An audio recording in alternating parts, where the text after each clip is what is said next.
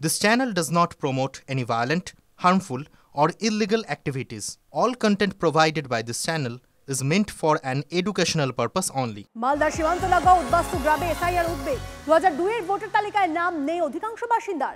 71 এর পরই ভারতে এলেও এখনো হয়নি ভোটার কার্ড। বহু বছর আগে আসা আরও অনেকের ভোটার কার্ড হয়নি। চরম উৎকণ্ঠায় মুচিয়ার বাসিন্দারা।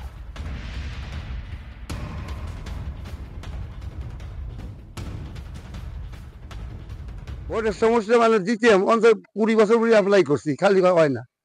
এক পার্টি উঠে গেছে আর এক পার্টি কাটিয়ে দেয়। পাটাপাটি কত দেশ না। 71 আইছিলাম গন্ডগোলের বছর, তারপরে কইলে যাওয়া লাগবে 2-3 বছর ছিলাম বাড়ি। না এখনো নাম উঠে।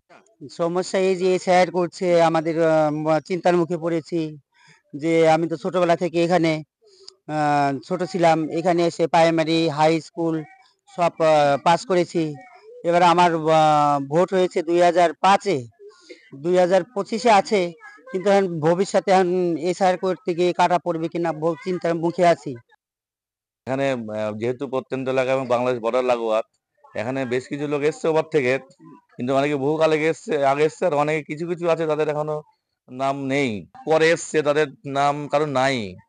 এমনকি কোনো বাড়ি আছে তাদের ছেলের নাম আছে, বাবার নাম নেই, এমন বাড়িও আছে।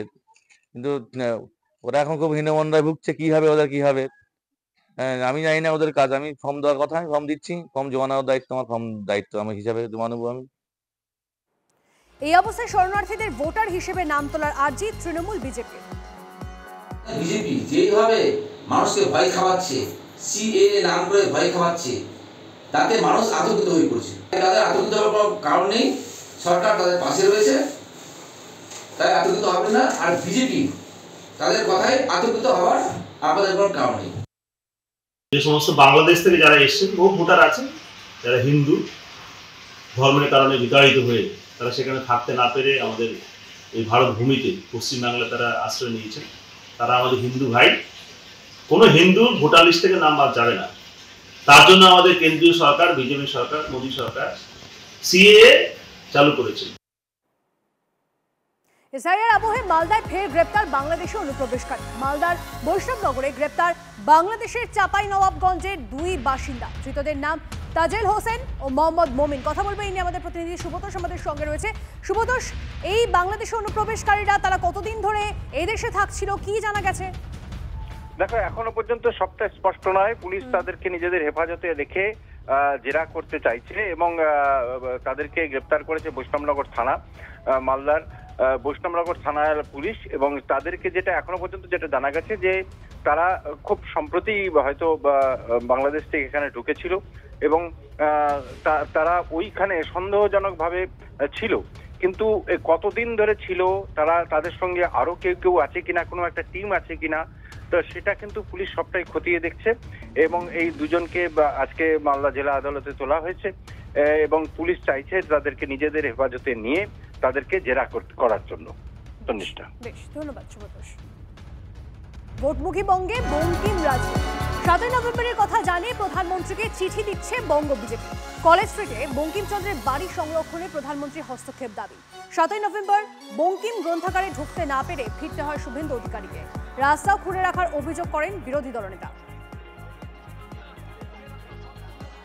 প্রধানমন্ত্রীকে পুরো বিষয়টি জানিয়ে আমরা চিঠি দিচ্ছি।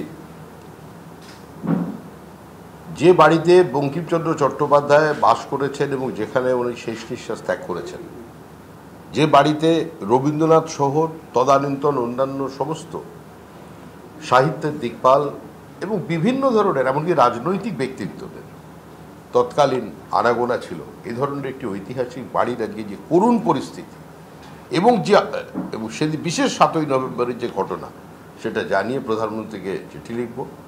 প্রধানমন্ত্রীর হস্তক্ষেপ আমরা দলের পক্ষ থেকে দাবি করছি। ভোটমুখী বঙ্গে বঙ্কিম রাজনীতি। 7 নভেম্বরের কথা জানিয়ে প্রধানমন্ত্রীকে চিঠি দিচ্ছে বঙ্গ বিজেপি। কলেজ স্ট্রিটে বঙ্কিমচন্দ্রের বাড়ি সংরক্ষণে প্রধানমন্ত্রীর হস্তক্ষেপ দাবি। 7 নভেম্বর বঙ্কিম গ্রন্থাগারে ঢুকতে না পেরে ফিরতে হয় শুভেন্দু অধিকারীকে। রাস্তাও খুলে রাখার অভিযোগ করেন বিরোধী দলনেতা। এবার প্রধানমন্ত্রীকে চিঠি লিখছে বঙ্গ বিজেপি। 7 নভেম্বরের কথা জানিয়ে প্রধানমন্ত্রীকে চিঠি। কলেজ স্ট্রিটে বঙ্কিমচন্দ্রের বাড়ি সংরক্ষণে প্রধানমন্ত্রীর হস্তক্ষেপ দাবি। 7ই নভেম্বর বঙ্কিম গ্রন্থাগারে ঢুকতে না পেরে ফিরতে হয় শুভেন্দু অধিকারীকে।